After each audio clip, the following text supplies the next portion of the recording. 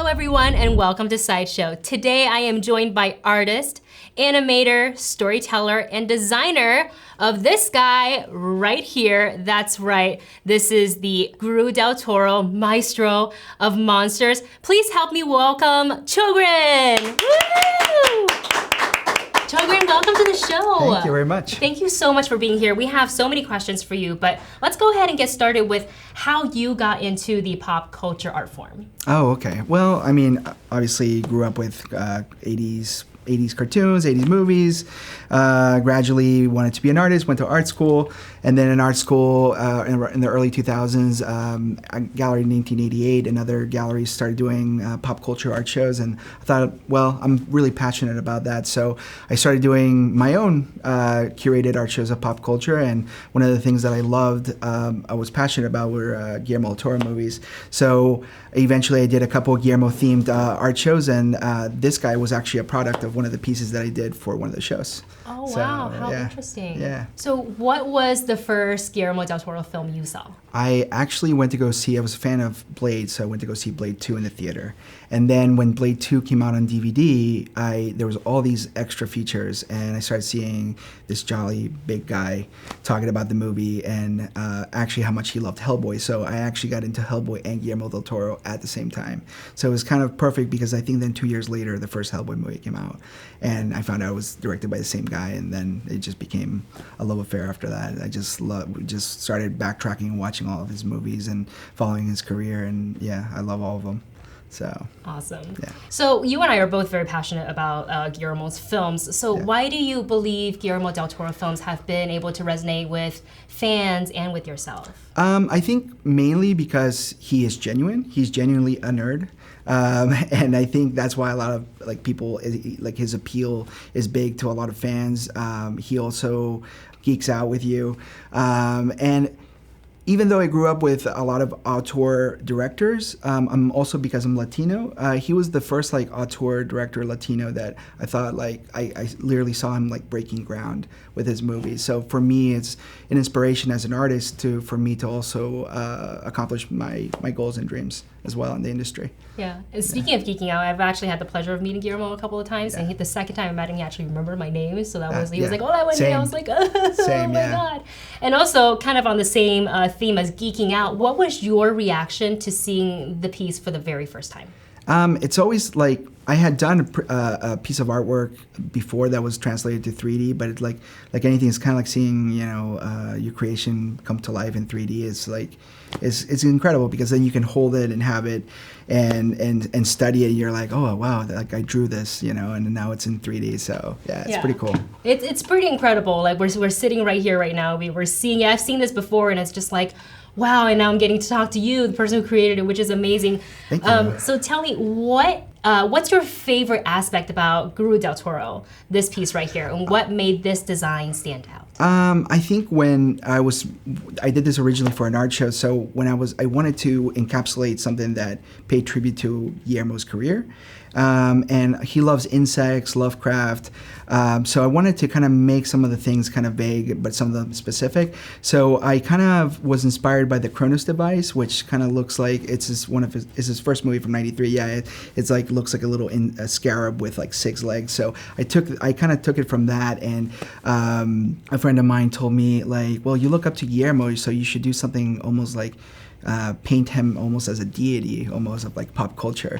Oh, so wow. From that idea and then the insect idea, I was like, oh yeah, because I had done this drawing of him just the body, and I wanted to I just wanted to do a figure of him, a 3D print, but then I decided at the last minute I added the 6 arms, so it kind of became a thing. I collaborated with a sculptor, Taylor Brown, and she did the final sculpt, so yeah. That's amazing. And I know earlier you were talking about going to seeing your art going from 2D to 3D, becoming a tangible kind of thing that you can hold. So do you find the collaboration difficult to have your 2D art translated into a 3D figure, and does working in that animation help with any process in any way? I think first of all the collaborations I've had from 2D to 3D have been amazing because all my friends that I've collaborated with have been really patient in all my notes that I give them, and just bringing whatever it's 3D thing that's coming to life to be the most accurate to my drawings that there is.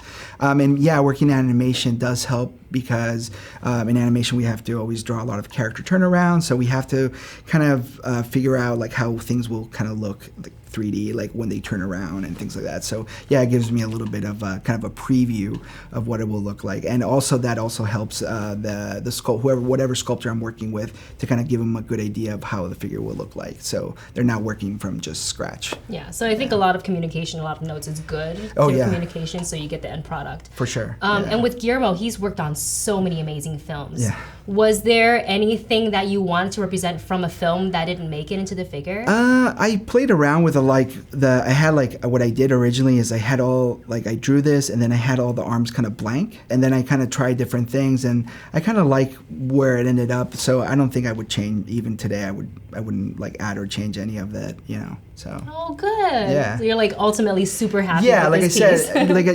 said, I think I wanted to do something that was kind of a specific, like arms, but I think some of them are kind of vague. And I think kind of encompasses all the stuff that he likes: insects, Lovecraft, all that stuff. So yeah. Can you walk us through the process of creating the original illustration? Like when I was doing this art show for Gallery 1988, I wanted to pay tribute to Guillermo, but I was also designing the poster. So when I designed the poster, I wanted to do something that encompassed his whole filmography and him as a person.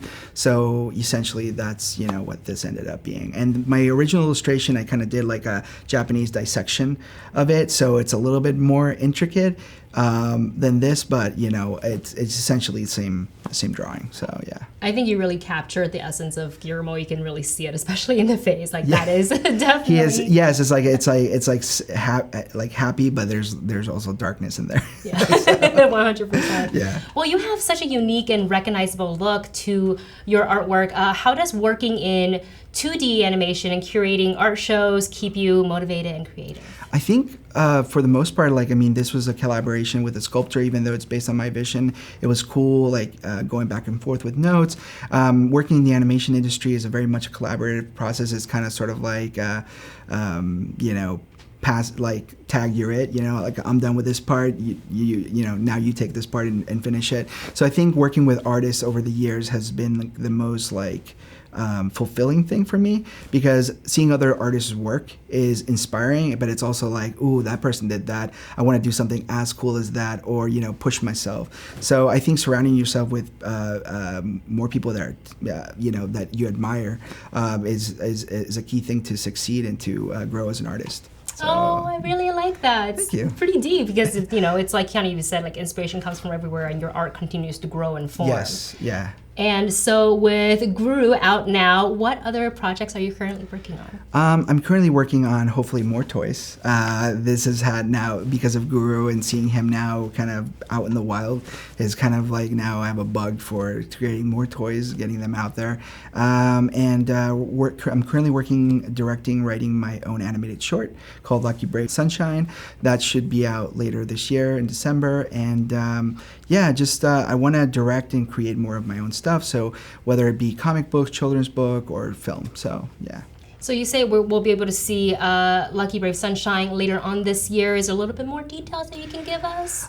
It's a short that should be about 10 minutes long. It's based on my childhood. I basically kind of took, since it's my first film, I wanted it to represent everything that I loved in my childhood. So cowboys, space adventures, and I hope we get to, after putting it through festivals and things, we can get it to share with people on YouTube. So yeah. Excellent. Well, Chogrin, I want to thank you so much for coming in, spending the time with us, sharing your passion, your story, and your passion for Guillermo, and sharing this guy with us. And I want to thank all of you guys for watching. If you would like to get your very own Guru del Toro Maestro of Monsters, simply head to side.show/Monster Maestro. Thank you so much for watching, and don't forget to let your geek side show. Be sure to subscribe by clicking the S icon on your screen and click that bell icon to be notified whenever a new video is posted. If you'd like more information on the items featured in this video, click the link provided under product info. Thanks so much for watching, and don't forget to let your geek side show.